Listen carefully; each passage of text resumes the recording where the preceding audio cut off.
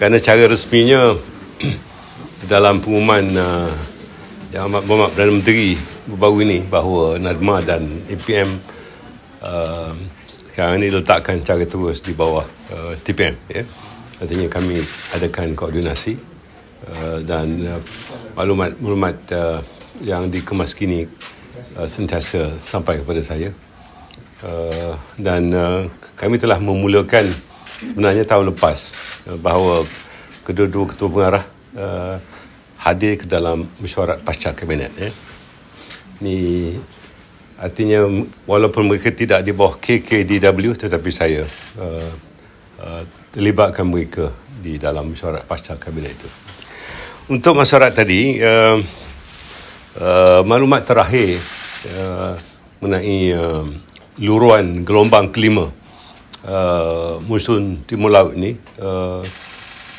nampak telah di peringkat untuk berakhir kerana cuma tinggal 80 mangsa ditempatkan di PPS dan PPS yang tinggal pun tinggal 4 saja sekarang ini dan hanya 3 negeri saja yang terlibat dan insyaAllah ia akan berakhir. Dan kami sekarang ini bersiap siaga untuk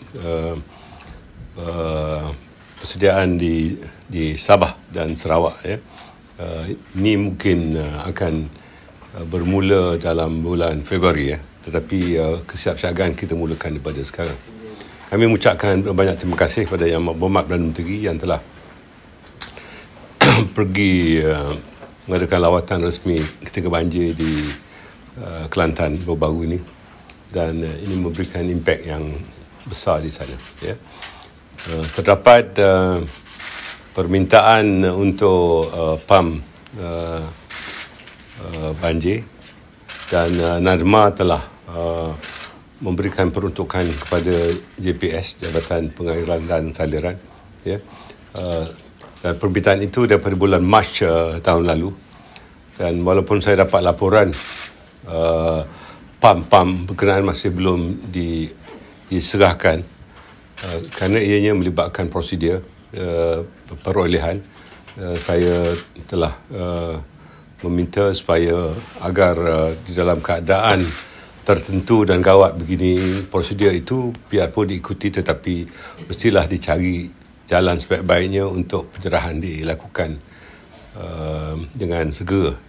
Ini untuk menyelesaikan masalah banjir termenung di kawasan-kawasan berkenaan. Dan akhirnya saya ingin beritahu bahawa terdapat 153 institusi pendidikan atau sekolah-sekolah yang terlibat dengan masalah banjir ini di seluruh Malaysia.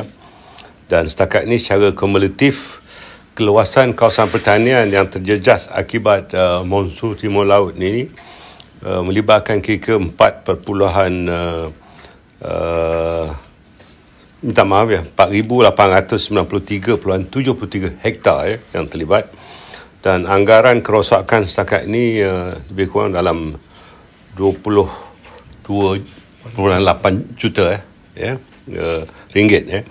Dan ini melibatkan 2,269 para petani. Dan jumlah fasiliti kesihatan yang terjejas dengan banjir meliputi 51 fasiliti di 3 negeri, iaitu di Kelantan, Pahang dan Terengganu. Di mana di Kelantan terdapat 23 fasiliti kesihatan yang terjejas, Pahang 17 dan juga Terengganu 11. Jadi kalau ada soalan-soalan mengenai banjir. Kalau macam ada jambatan runtuh, jalan rosak apa semua tu terputus ke? Bila macam bantuan untuk kita lakukan pembaikan itu immediately, dengan segera.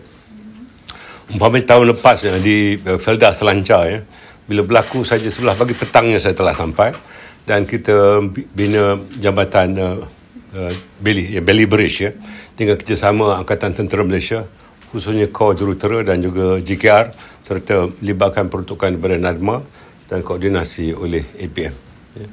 Dan untuk jalan-jalan luar bandar itu di bawah KKDW yang kita telah ada peruntukan siap. Mana yang tidak ada peruntukan itu, NADMA ada peruntukan contingency yang juga kita gunakan dengan kerjasama JKR dan juga agensi-agensi tempatan dan negeri. Dalam tempoh segera tu? Immediately. Mana yang melibatkan infrastruktur yang agak sukar, kita libatkan agensi di peringkat daerah dan juga peringkat negeri. Ya. Jadi kawasan yang paling teruk terjejas sepanjang MTL ni kat mana? Di Kelantan. Tak dikenal pasti. Di Kelantan. Ya. Di Pasir Mas. Ya. Daerah Pasir Mas. Itu termasuk Rantau Panjang kan? Rantau Panjang dalam daerah Pasir Mas. Itu sih untuk kesiapsiagaan banjir di Sabah Sarawak dah pada tahap mana sekarang dah ni ke? Ya, kesiapsiagaan ini kita sentiasa sebenarnya, sebab kita bukan sahaja mengadakan koordinasi di peringkat nasional, tetapi kita juga ada kesiapsiagaan di peringkat negeri dan juga PKOB atau di peringkat daerah ya. Itu sebabnya kalau kita lihat apa yang berlaku baru-baru ini ya, tindakan koordinasi itu dilakukan dengan segera oleh NADMA dan APM dan agensi-agensi di peringkat daerah dan juga di peringkat negeri. Ya. Secara keseluruhannya, bagaimana kerajaan menangani masalah banjir di compare dengan sebelum-sebelumnya? Kita lihat walaupun tahun lepas ya, luruan hujan adalah penyebab utama yang tahap air itu tinggi, tetapi sebenarnya tahun ini lebih tinggi ya. Tetapi mangsa tidak sebanyak tahun lepas ya. Jadi ini sebab kita bekerjasama dengan MET Malaysia bagi pemindahan itu dilakukan lebih awal apabila kita dapat notification daripada MET ya. Dan ini SOP baru yang kita gunakan bagi mengelakkan mangsa daripada dipindahkan di peringkat sangat lahir. Ya. Datuk Seri, memandangkan banjir dah mula surut di Kelantan dan kita faham dari segi bantuan kepada mangsa macam mana, Datuk Seri? Kita telah memulakan pembayaran ya melalui pejabat-pejabat daerah ya. Dan saya harap pejabat daerah mesti buta warna ya dari segi pengagihan itu ya. Jangan apa yang saya dapat tahu tahun lepas hanya warna tertentu saja yang dapat ya.